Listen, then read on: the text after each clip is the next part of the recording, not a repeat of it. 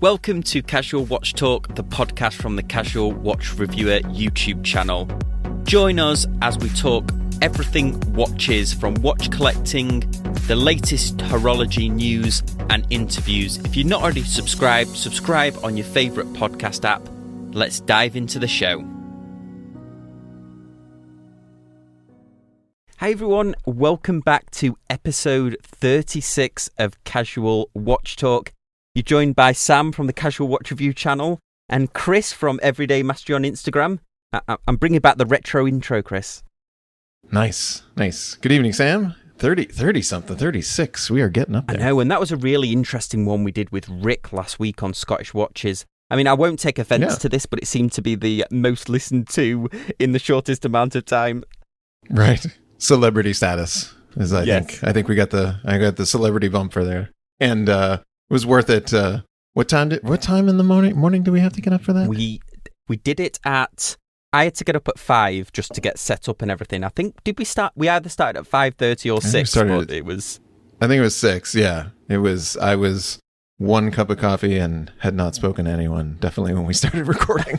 It's good. Yeah, it was really good fun. A big thanks to Rick. He bought in a few of that. We were discussing micro brands and he came in with some heavy hitters, didn't he? Yeah, he did. We're all like, well, I got this $300. It comes with a Miyota. And he's just like, yeah, check out this Tourbillon. They're making 9 of them. I know, and it's got human hair inside it. Right, exactly. It was really good. It was a good perspective. Awesome. Let's talk about, as always, watch obsession. So, Kris, do you want to kick this off? What's your watch obsession been this week? I think my watch obsession this week has been Rob's One Watch Challenge.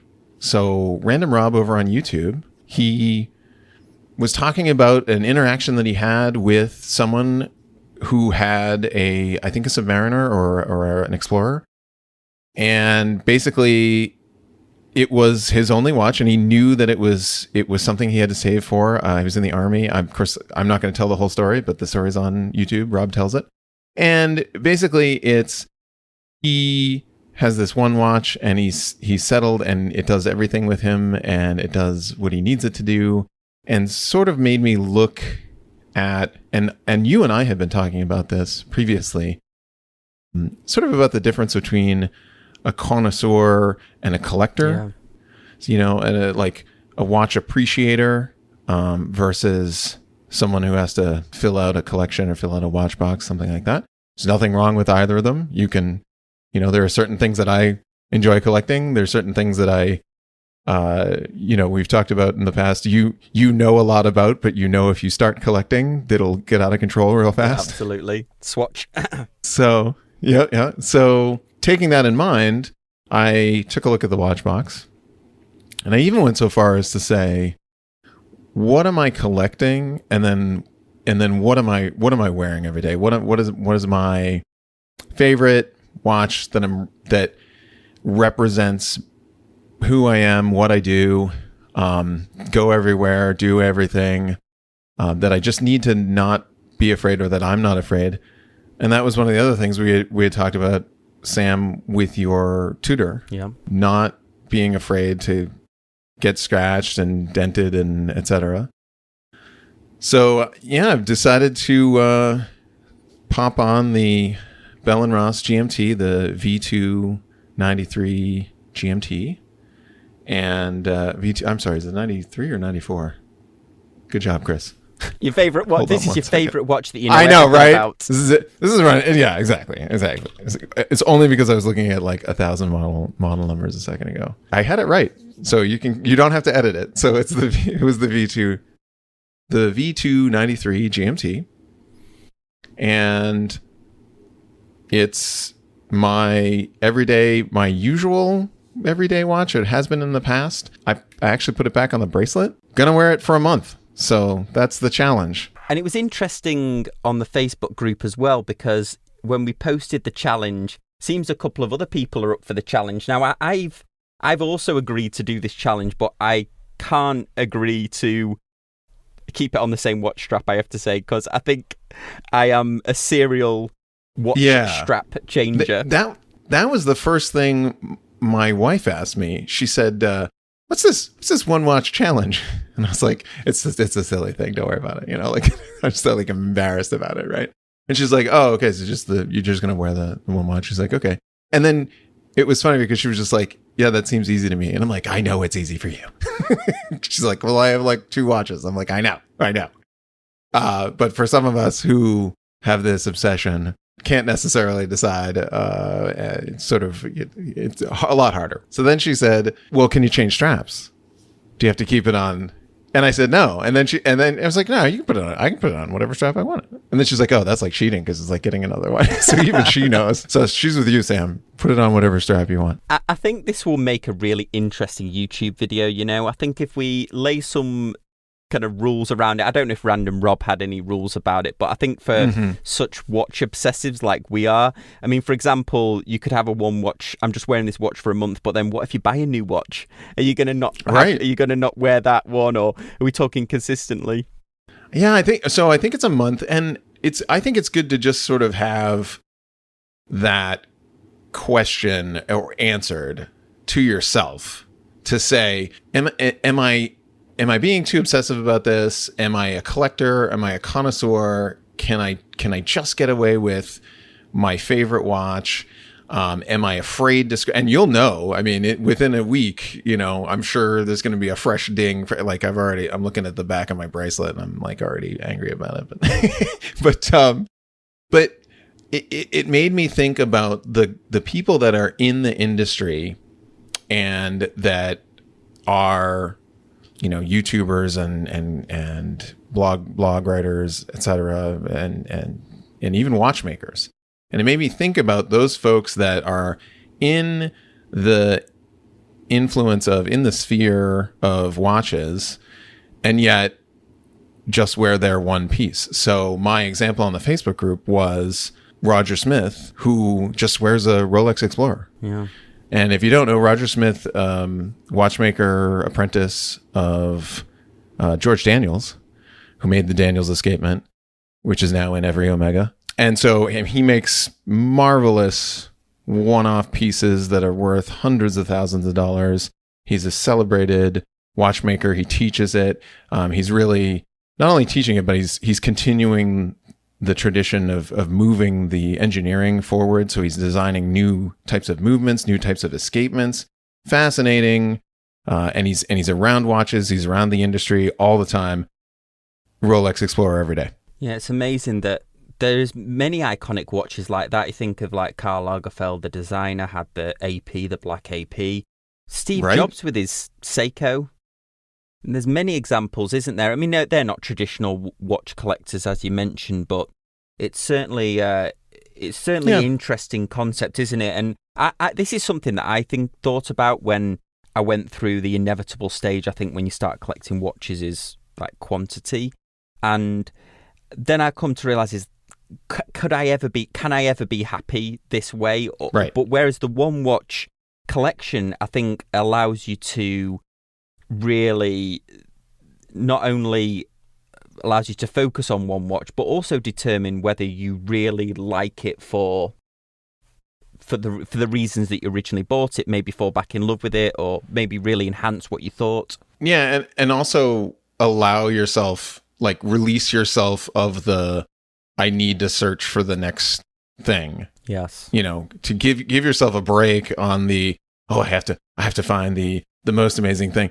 And I found over the last year there'd be occasionally times, I mean, Hanhart came out with their Saab Jet limited 130 piece edition, very aviation inspired GMT, and in a 3-hander with the date.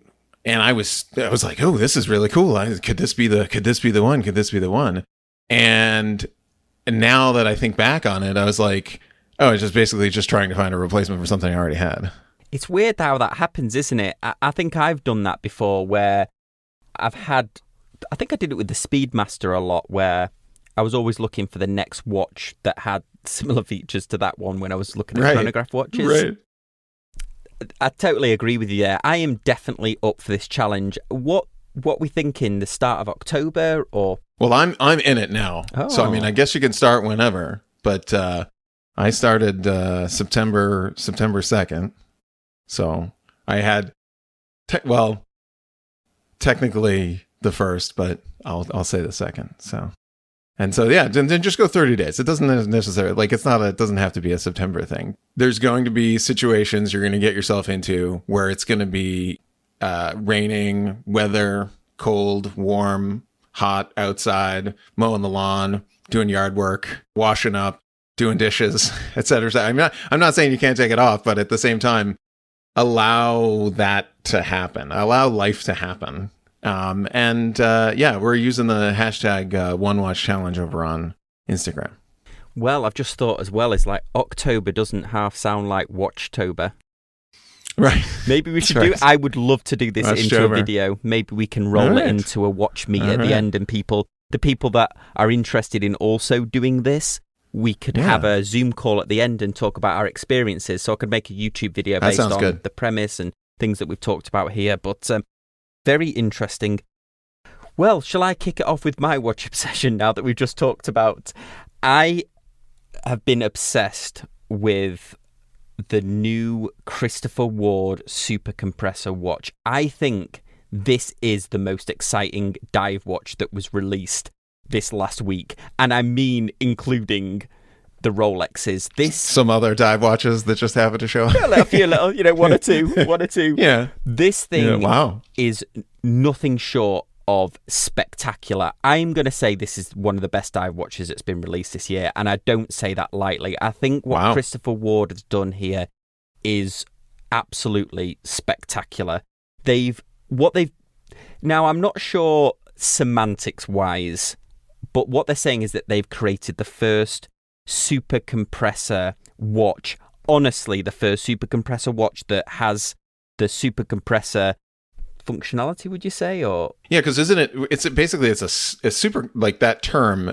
Let's expand that a little bit. That term is to describe particular the pressure that holds the watch, where the bezel and the inner, it has an inner rotating bezel that's driven by a separate crown. It's a style, but what does that mean mechanically? Well, yeah, the watch mechanically doesn't really differ from a normal watch. They're using a Salita movement. It's the case that gets its compressor name. And originally, early dive watches in the early 1900s up to really in the 1950s used screw case backs. But obviously then the machinery didn't have high tolerances like it has now. So the cases, and also the rubber was awful, wasn't it, before the vulcanized rubber, etc. So dive watches would often fail. And apparently around about the 1950s, this company called EPSA or EPSA developed the compressor case to basically get over a lot of the limitations that dive watches had. And essentially, you might have heard me tell this story similar to Vostok, where essentially the case under pressure then compresses inwards and forms a tighter seal on the gasket, meaning that they could dive further, etc. Now, this company, I believe they coined the term super compressor eventually, this EPSA company. So I think that's what Christopher Ward means when they say this is the first true super compressor case since then, although the Vostok is a prime example of this. The Vostok works in a similar way, although it's got perspex on the front, so that also flexes to form a seal. But they're totally right when they say 90% of the watch, probably more, probably nearly every single micro brand or whatever that says they've got a compressor case is usually why, and I point this out in most of the reviews that I do, and they're careful with the wording. They'll usually say a compressor style case because double crowns, like you said, and inner rotating bezel.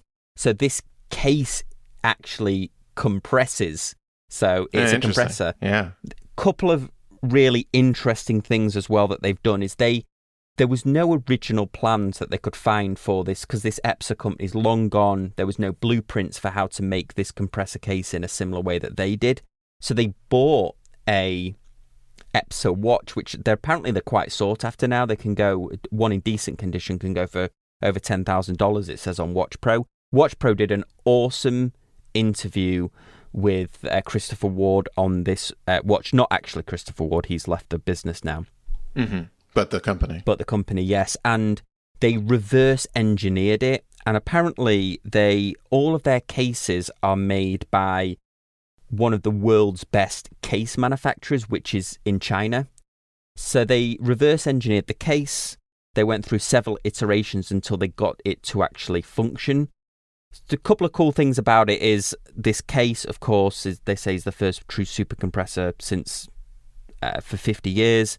And also the mechanism, the compressor style case, it's the first time that there's ever been an exhibition case back on a case. That is really interesting. Well, one of the things interesting about Christopher Ward, which they alluded to on this interview, was apparently the coronavirus and the stay at home, instead of negatively impacting their business, they've done phenomenally well. That watch that we discussed, remember the one with the blue sapphire dial? Yes. That has become their best-selling watch that they have ever produced. In Wow. fact, this year-on-year sales, I think they were saying, I don't know whether this was Q1 or whether it was year-on-year was something ridiculous, like 70% increase in sales. Christopher Ward are doing phenomenally well. And I think this watch that they've designed is a complete home run from them. I know I'm resisting buying it. I'm like, you like watches with dates on it. You like watches with dates on it. Right. I think for the price, I think with the bracelet, you're looking at around $1,400 mark. Solita movement. Okay. I think they have absolutely, honestly, I think they've absolutely nailed this watch. It looks absolutely fantastic.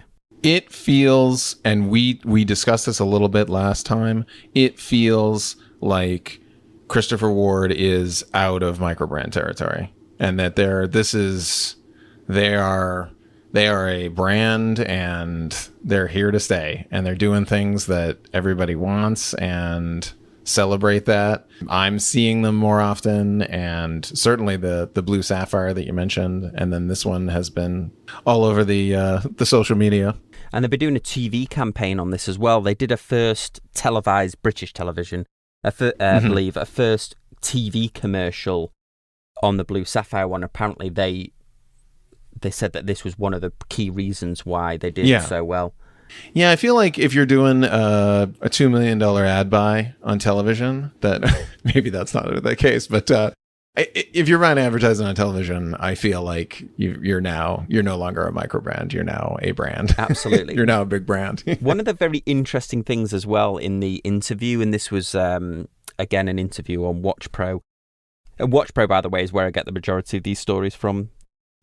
The interview, apparently the gentleman who heads up this Chinese case manufacturer, apparently this case manufacturer makes cases for a lot of brands, like brands that they're not even allowed to talk about, and brands that likely wouldn't mention that they had their cases made in Asia, whereas Christopher Ward, synonymous with just being completely open with how they price things, where things are made. There's none of this, none of the watches say made in Britain or whatever. They say they're proudly designed and assembled in the UK from Swiss and parts around. And they talk about how they price things. They have incredible sales.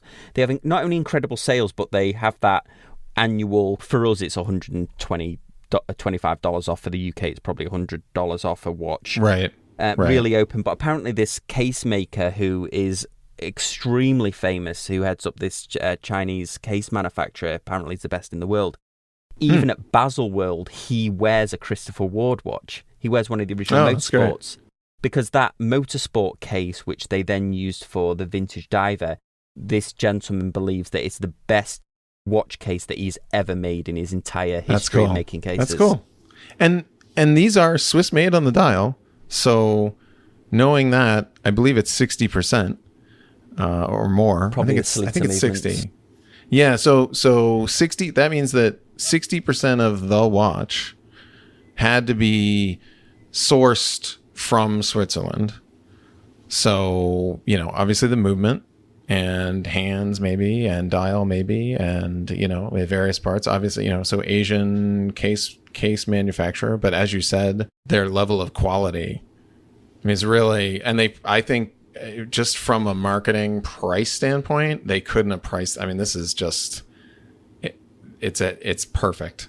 Because if they had priced this for, if they tried to say, okay, well, we're going to go, we're going to ignore that we were a micro brand, 5 years ago, and we're going to go up market, and we're going to start to edge into the, 3,000, et cetera. I think that would do some damage here. But $1,100 for what is here on the bracelet, great start, great looking watch, and great specs. Absolutely. I think this is, if you've not checked this out, this show isn't sponsored by Christopher Ward, but of course Kris and I are always open for it. That's right. Okay. Call us up. I think this is this for me is one of the most exciting dive watches that I have seen this year, that has a new, fresh design. I would highly recommend checking it out. So we'll leave that story there, Kris. And then next one, I'll get your view on this. A long time ago on the podcast, we've talked several times about the Timex Q series of watches. This was the Q watch that they then released, and a load of people bought it, tried to flip it, and then realized that, and Timex like, whoa, hang on, there's another batch coming. Like, don't buy it off eBay. Why would you pay $400 for this quartz watch? Right. Anyway, Kris, have you seen the new colorways? I haven't. I just pulled them up, so I've got a peek at them now. Fresh eyes, fresh look, untainted. Yep. So let me know what you think.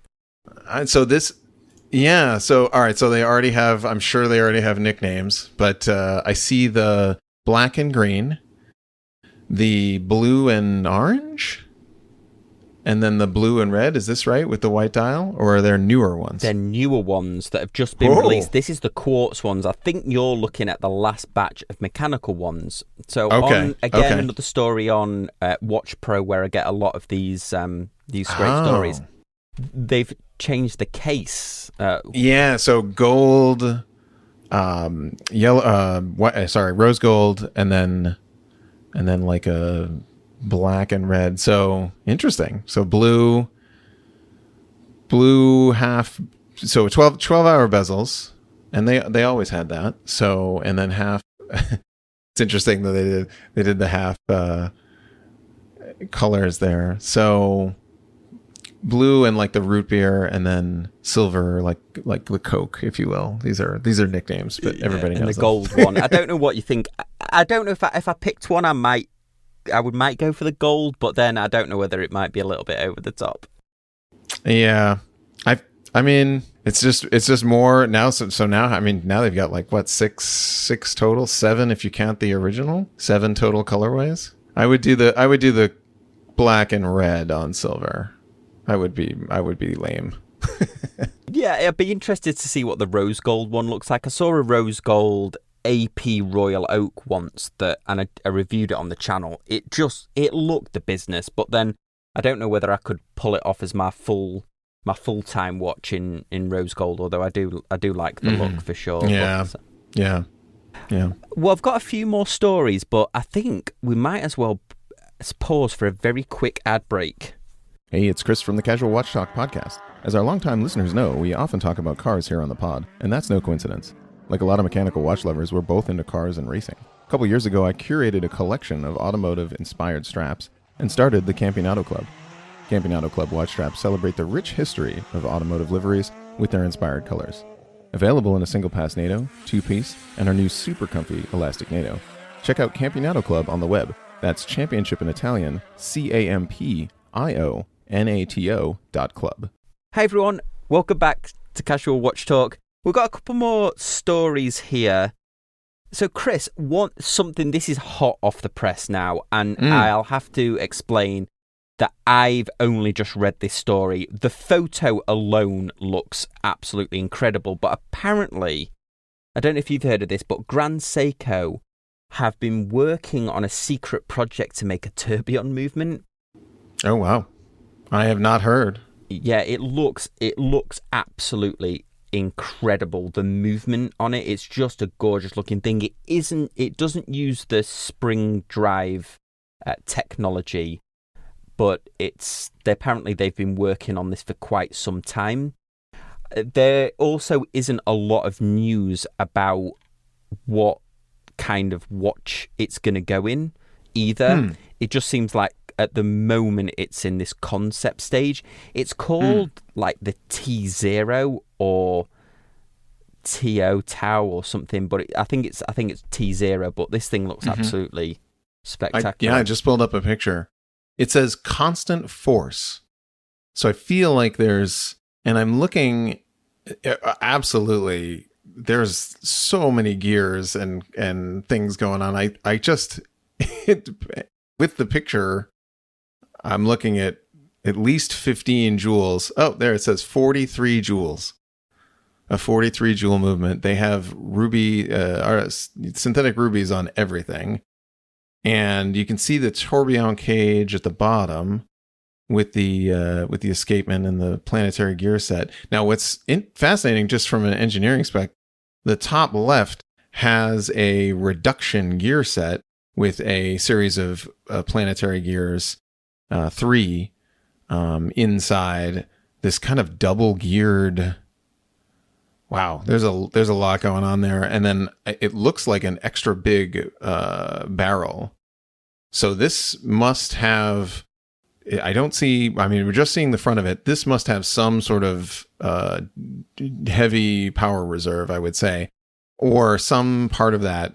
And taking the name Constant Force, it sounds like they've figured out a way to make it so that the mainspring pulls the same amount of force when it's wound with 40, 80 hours of power when it's all the way down to 1.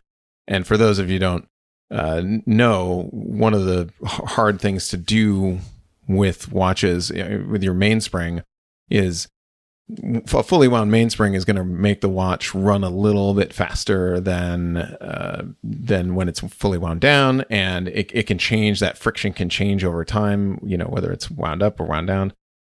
So normally when I go to test a watch on the time grapher, I wind it about 20 times and then let it settle out for a little bit so that like the power has time to go through all the gear train and everything happens, and then put it on the time grapher and figure out what it's running at.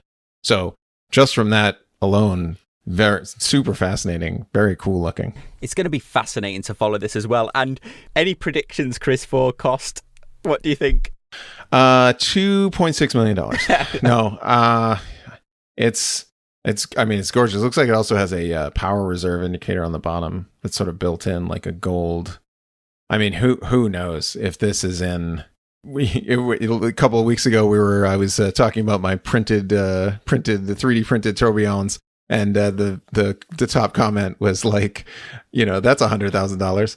So this is certainly going to be well in or above that range. It would not shock me if this is a $200,000 piece that they're going to make 50 of. Or 60 of for their anniversary. 60, I think. I think you're right. I know that they do I'm sure they make a Grand Seiko that's up $100,000 range with like a painted dial or something along those lines. I think you're right. I think this is going to go in a special watch. For example, if it's $250,000 or something along those lines. Do you think? I imagine it would probably go to an Asian buyer, because I think if you're spending that type of money, I don't know whether. Would a US buyer? I'm not trying to besmirch Grand Seiko here, but if you're talking Ferrari money for a watch, how would you feel about having Seiko on the dial, Grand Seiko on the dial? Yeah, maybe not for this market. Maybe not for this market. But there are folks out there. I think there are folks out there, that you can get, that are in that realm. I don't necessarily. I think that there's more maybe in the Asian market or even in a European market. That's really tough to tell. I definitely would not want to be in that marketing department, because it's hard to, how many Koenigseggs are you going to sell in this country? How many sell? I don't know. Have you ever seen one on the street? Well, maybe there's one. And it's just super one-off handmade sports car that they're, that's just ultra engineered, that reminds me of the same sort of look that this has. And once you're into that realm, cost is irrelevant. If you love the brand and you're able to not blink at a 2-story 4-bedroom house in Indiana on your wrist. Yeah, absolutely. Well, I'm going to sneak. Maybe I'm sneaking in another watch obsession here, but sure, let's do it. I had delivery, and just to keep everyone up to date, I've been talking about a Walbrook watch that I backed on Kickstarter. Essentially, Walbrook was the history of the brand. It's a French brand. They made dive watches, but the premise to this Kickstarter was that it was discovered that Neil Armstrong owned one of these watches. In fact, it went up for auction not too long ago. He owned one of these Walbrook, or I believe Douglas was the other name that they sold upon. Mm-hmm. Until I investigated Walbrook, really, I didn't realise that Neil Armstrong was a test pilot before then. So yes. He wore one of these as a test pilot. Now, they of course said there's no photographs with him wearing it. Yeah. Could have just been one of his. But they made a really nice looking watch, and it arrived. We've been waiting some time because of COVID, etc. I think I've been talking about it on the channel. And it looks great. My only niggle with it is I had no experience. I haven't got extensive experience with Miyota, right? A lot of watches I get a Seiko, and I got a confirmational bias where they said, we're putting the reliable Miyota, I think it's the 8051 or whatever in it. 8250, yeah, 8250 or something. Yeah. I had no idea this was a non-hacking movement, and I don't know why this bothers me so much, but it not only does it not hack, but have you heard the rotor on this movement? Yes, I'm afraid I'm going to wake the dead. Yeah, it's a little. Yeah, that is the one thing, especially with the 8200 series. That's very rattly, very rattly. What? But why is that? I don't understand why that is. Yeah, so it comes down to the fact that the movement only winds in one direction. So unlike Seiko that has the pawl that grabs the gear in both directions and winds clockwise and counterclockwise, the Miyota movements only wind clockwise. And much like the 7750 Valjoux, if you spin them the other way, it'll just spin for a good 10 seconds because it's it has no resistance in the opposite direction. So you get a little of that wobble. It's more pronounced because it's not winding in both directions. So it's not pulling power from the rotor. So it has a tendency to just freewheel. Certainly with even the next step up, the 9000 Miyotas do the similar, the same thing, same design, clockwise only winding. I'm just not used to it because a lot of the watches have Seiko NH35, Seiko NH, and I don't understand why they didn't use the Seiko movement in here. And this leads me to, I had an interesting email conversation. Somebody emailed me in for a watch review.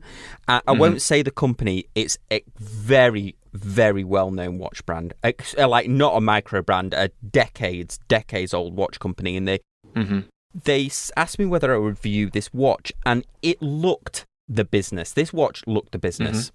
But again, it had this Miyota movement in, and I replied back and I said, I'm at a loss really to why you've designed such a beautiful watch, dive watch, ceramic bezel, sapphire crystal, and then you've put a movement in that has plus or minus 20 seconds variance. There's no micro adjustment, I don't think, on these movements.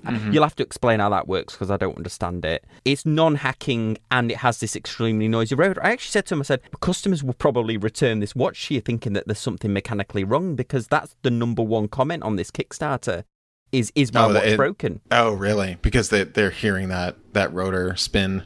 Yeah, it is unsettling. If you've not heard this, guys that's listening, if you've not heard how loud this thing is, it's like a fidget spinner. It really, it's very, very audible. It feels like there's a malfunction with the bearings, or it's not been properly oiled. It's certainly also dependent on the case design. So this is a thin 60s design. So the Miyotas that I've had experience with are in like a heavier dive watch style case. Does this have a display back at all? It doesn't, but you're right. Okay. It's a thin. They've done an awesome job of the case. The case is awesome. Yeah. So I think it just came down to the fact that they needed a thin movement, and the Miyotas are thinner than the NH35, certainly the Seiko movements. Absolutely, yeah. And what else is they are compatible with an ETA or more compatible. So if you have a case that you could put a Miyota in, it's more likely that you could fit an ETA in there. I mean, certainly, without having, if it was really thin versus a Seiko movement. Yeah, I'm at a loss really, because I feel like the feature trade-off for having a thinner case doesn't justify the movement. I feel this is partly down to the fact that they have a Mecha Quartz one as well, a three-hand Mecha Quartz. I was toying whether I should go with that because I'd backed Kickstarter before and I'd had a watch that I wasn't in love with the first time. I thought, well, I'll pick Quartz because it's a safe option, but the problem is that their Quartz version didn't have a date. Oh, I see. And you want the date. Yeah. I don't know. It's a great looking watch, but one of the things that we could do, I mean, so it's the 8215 that's in it. It's the mechanical with the date. I mean, this is their standard movement. This is 20 to 40, so minus 20 to plus 40 seconds a day accuracy. So this is 7S26 unregulated. I think it can, at least can be adjusted. They I said don't think they adjusted it. Yeah, okay. So it can be adjusted. So it's not, again, you're like some accuracy out of it. You could step up to the premium automatic, which is the ones that Notice use in their divers. The 9015, I believe, is a drop in, and I'll do some research for you. The same, I think so. 576. I think it's the same size, and it's a very similar size, and you could step up to a 9015 and get some, and then get minus 10 plus 30 a day. But I know that those run better than that, and they run better than an NH35 or better than a Seiko movement. Not as well as maybe an ETA. If you want to go big, we can put an ETA in there. I'm definitely will consult you on options, and we'll keep everyone updated. But yeah, so unfortunately, that's where we're going to finish the show because nothing else exciting happened this week in the world of watches. Nothing. Yeah, bye everyone. September, we're good. No, of course. There was also major news in the watch industry. And I think I've got the coveted prize of, what do you think, Chris? The only YouTuber that didn't make a video on this? Yep. The only watch YouTuber not to make a video. I think I've seen, let me think. Yeah, I think I've seen everyone's. Well, why don't you talk us through it then? All right. Well, Rolex, the king, as they say, is out with their 2020 new releases. And having seen some of the videos, I'll pull some stuff that I've seen, which I think is great. Instead of this mode where they would announce at Basel and then you'd see the pictures of these things, but no one would be able to get a hold of them, and it'd be months before you would even see one on someone's wrist. They did what they did with the Tudor, which is they're in stores and ready to sell. So that was an interesting change for them. And they updated their main Submariner line, the OP, the Oyster Perpetual. Yep. They did some other changes. The Yachtmaster? They did it for the new Air King, was it? That not the new Air King, sorry. We're going to get crucified here. The Sky Dweller. They put a rubber strap, which revolutionized the design for the casual buyer by putting the rubber strap on it, the Oyster Flex. It feels like, when I saw that, I definitely see them going after maybe the, Hublot or Richard Mille buyer there.